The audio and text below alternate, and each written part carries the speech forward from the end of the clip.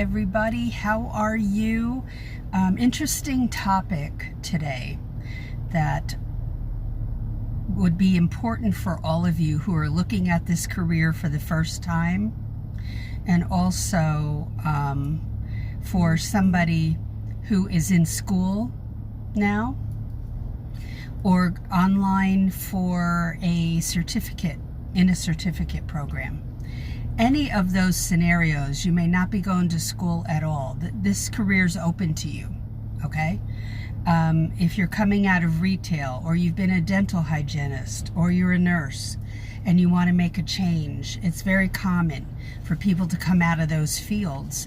And especially now with other workplaces shutting down or down temporarily because of the pandemic, now people are looking at what can I get that's a little more foolproof, and the paralegal career is one of those areas. Okay, so yes, these 7 methods, there are more methods than this, but the 7 methods I'm going to go over are very, very important as you go into your first job, and how you see yourself and what your expectations are at that workplace.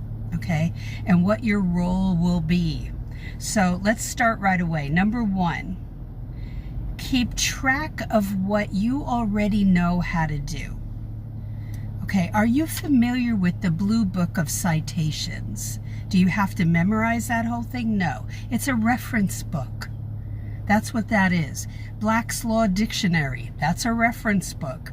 It's not something that we don't memorize the Blue Book. It's our reference book. We become very familiar with how to cite law in a legal document, legal brief, or notice of appearance, or motions that we draft.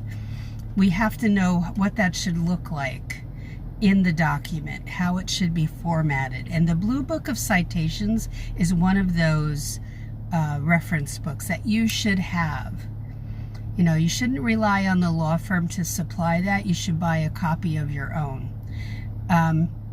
Becoming familiar with that and not relying on just the front inside cover where they have some info in there. Don't just rely on that. Become familiar. It might look like Greek right now because you're not used to seeing law and how they format it when it's in a document, but you'll become very familiar with it after you work on many, many documents.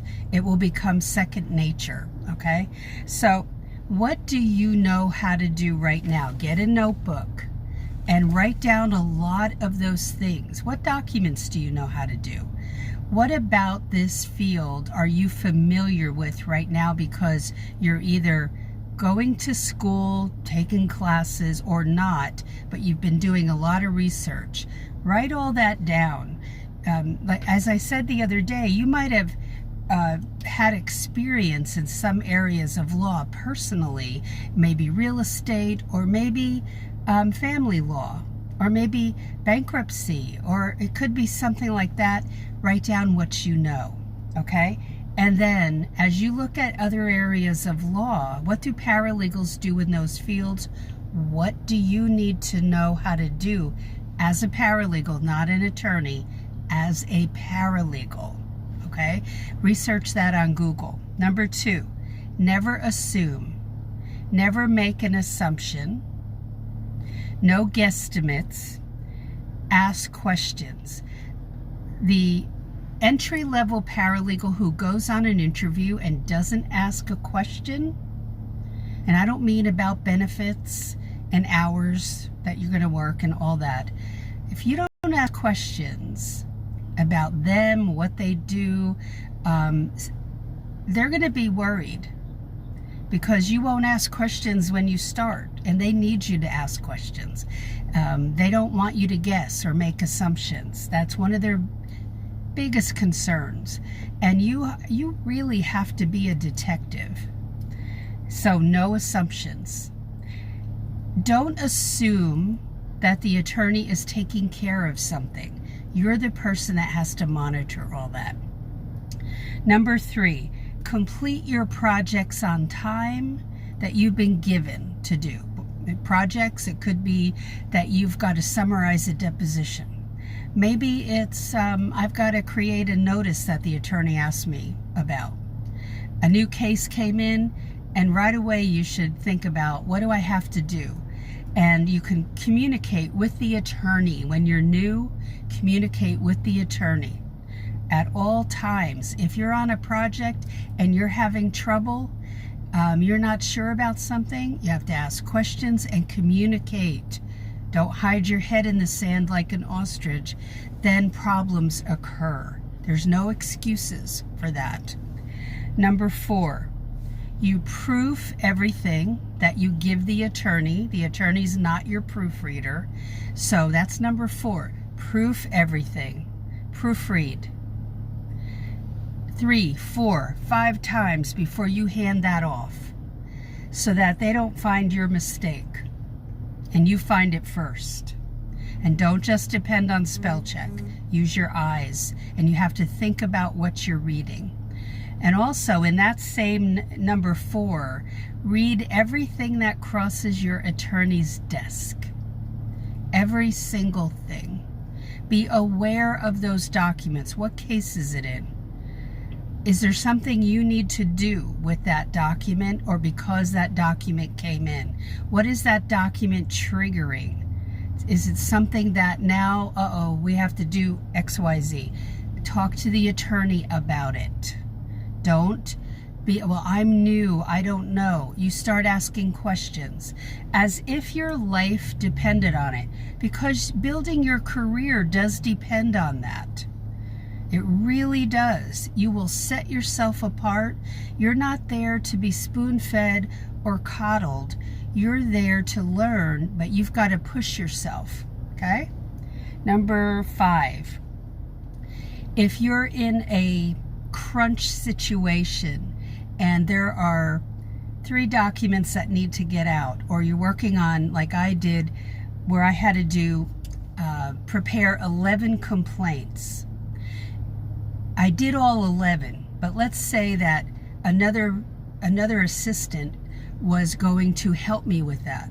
Before I let that go to my attorney to sign, I need to look over every bit of that to make sure nothing is amiss, nothing's messed up, because it's my neck on the line if I'm overseeing that.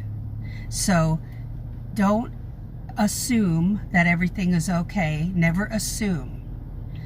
You have to proofread that yourself, okay? Even if they say, I proofread it, it looks great, you have to go through it. No matter what anybody thinks, it's your reputation on the line because you're overseeing those documents. Okay. Number 6, what an attorney wishes for is a paralegal, whether you're entry level or not, but this page is for entry level paralegals. What an attorney wishes for is somebody who thinks, who is proactive. Again, when you see a document come in, is this something that deadlines you have to put on the calendar?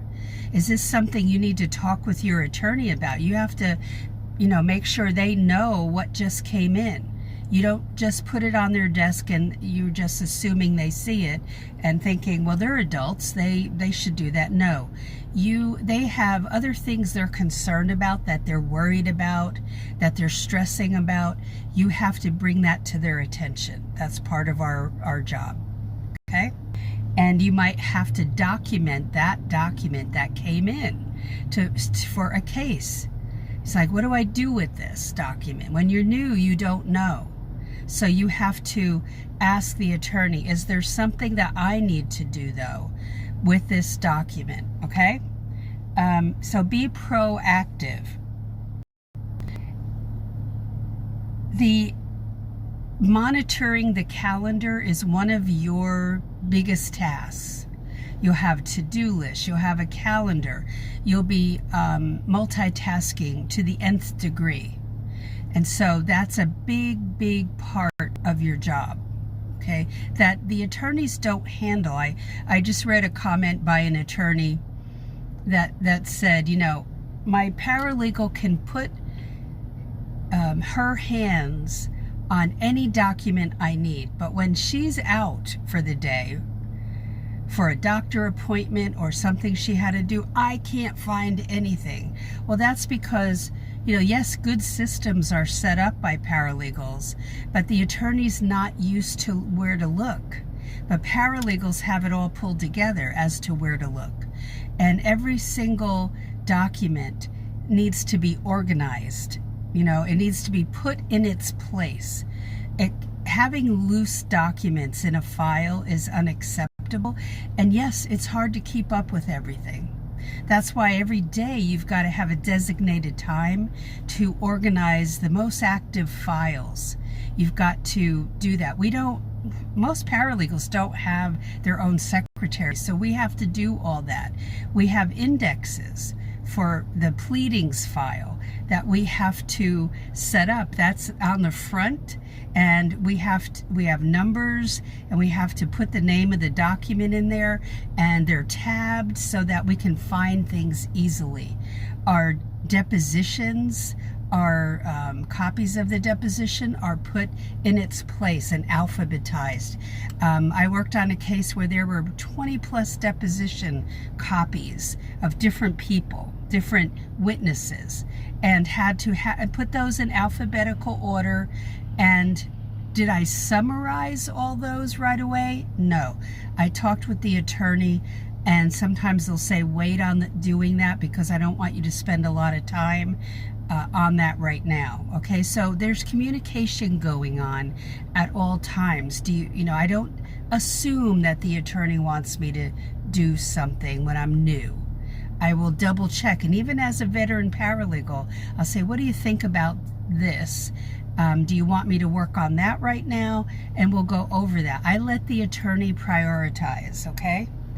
And number 7, my goal is to reduce my stress by having systems where I can track things. And I can just scan down a to-do list. I can scan the calendar, and I do that in seconds, not minutes. So I can go, okay, we're right on track with everything. I want to know where I stand with all my cases. So there's no doubt. And if I reduce my stress, I'm reducing the attorney's stress. And the more things you have, like you have everything in a row like that, you have everything pulled together, then you go home at night and you're not stressing out as much as you would if there's chaos and you don't know what you're doing. And the more you can learn before you go into the field, before you go into a particular job, the better off you'll be, and your stress level will be low.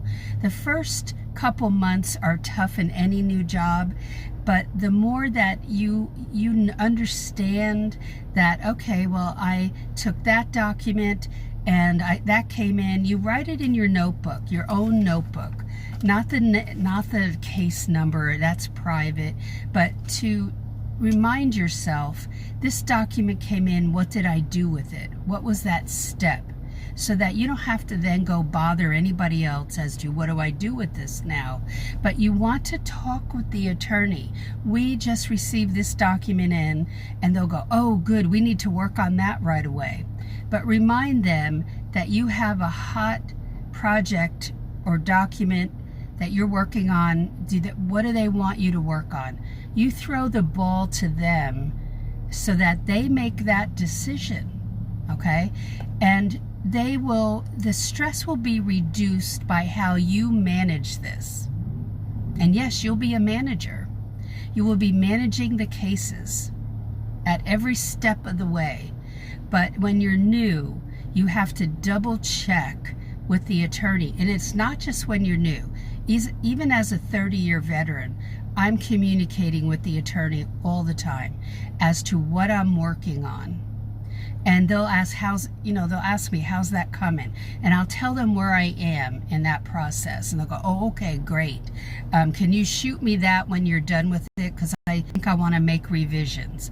And get used to the revisions, because attorneys want to make it the best document that it can be before they let it go and file it with court. Okay? They want to make sure they're doing right by the client and that they don't have, I don't know, egg on their face or lose face with the court because they didn't do the best job. They want to do the best job. So revisions sometimes go on for a while. All right, so those are 7 ways to be an ace paralegal, to raise up your respect quotient or your value quotient within the workplace, wherever you work. Legal department of a corporation, private law firm, government agency, nonprofit,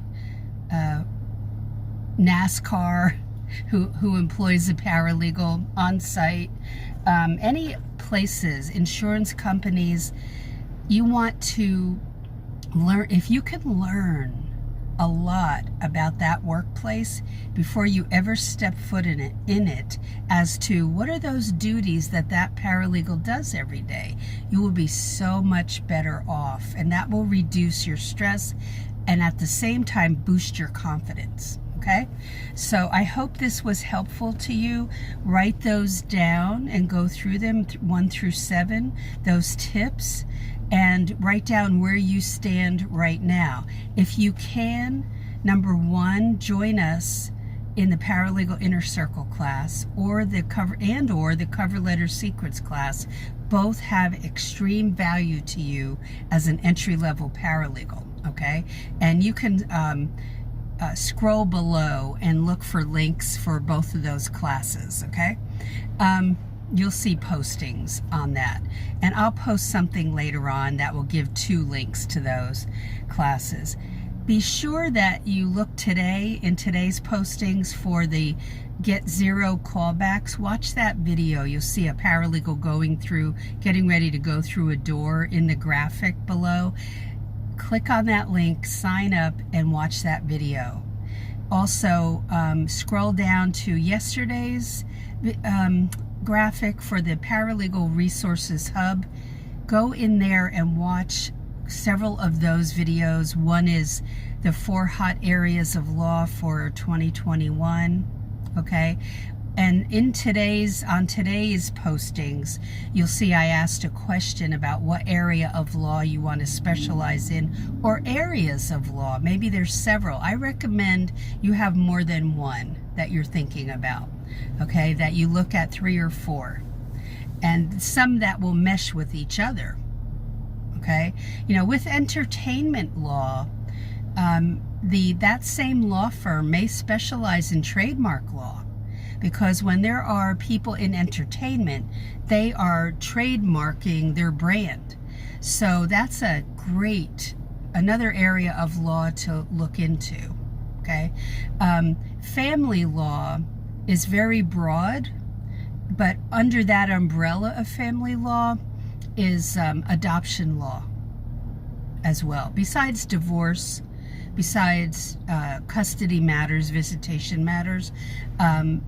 So under estate planning law, what meshes with that is probate law. See, so there are a lot that go together. With business law, also would be trademark law or copyright infringement law. So there are many that mesh with each other. So investigate those other areas. You know, what would mesh with the area of law that you're interested in? Okay. Any questions or comments while I am on here today, please let me know. If you're posting and asking questions, I'll see them after I'm off. But hello, thanks for being here with me live. But make sure you check out those videos within the hub, and the one I mentioned about Get 0 callbacks. Even if you're not ready to be applying for jobs now, you need to watch that and think about it.